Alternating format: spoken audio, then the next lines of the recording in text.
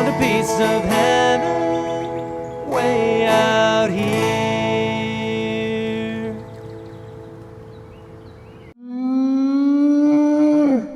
Where are we going today, Jamie? Tahuya! Today, after dumping about $1,200 worth of fuel in the old rigs, we hit the road and headed towards Tahuya, Washington to put the old iron to the test on some new trails. But first, we're going to have to figure out what's wrong with Jamie's old Jeep. I think it'll be fine. That was up to 1.5. That did it. Just needed one more pressure. 1/2 of a PSI. We had to tinker a bit with the pressure regulator and the points, but then we jumped in line and headed for the forest.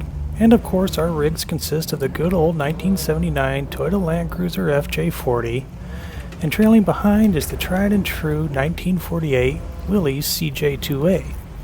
Today we are hitting a couple specific trails. This video documents Trail 55 en route to the newly improved South Loop.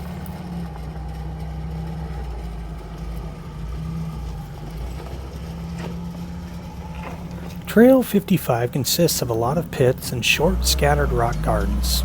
There's not really anything on this trail that these old rigs can't handle, but there is still enough of a challenge to keep things interesting and fun. And just to be clear, I'm still a little gun shy of getting high centered, fully extending and dropping the drive shaft like I did in a recent video while playing in Ottenham's State Forest. So be patient with me while I get warmed up. This is the first rock garden we encountered on the trail. Now there are bypasses for all of them, but that's not what we are here for. Now, Jamie has 29-inch tires on his old rig and I have 32-inch on mine. We end up with about the same clearance when you factor in the larger differentials on the Landcruiser. So when I say clearance, I am not talking much. That means we've got to take her slow to keep from bouncing steel off granite. Straight forward. So if you happen to be looking for rock hopper buggies, then there's other YouTube channels for that. I think I can steer. You're going like this, and all I can do is just go straight. Just hug the tree. I think we should make a mental note of what my spotter had just told me right there. And maybe we'll think back to that in a little bit.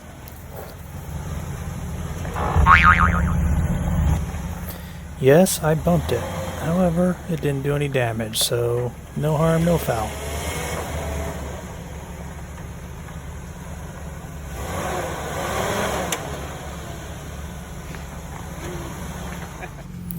This is the second rock garden we came to. After getting the first one under our belts, the rest come a little easier and a little faster. Ooh! Well, the spotter would have been nice right there. Okay, so when I say easier, I'm excluding Jamie's steering ability. The old Willys has a cam and lever steering system. It's not good, it's not easy, and it will fatigue you after a full day of wheeling. However, when the old girl is rolling, it's not a big deal. But over these rocks, it's a struggle to say the least.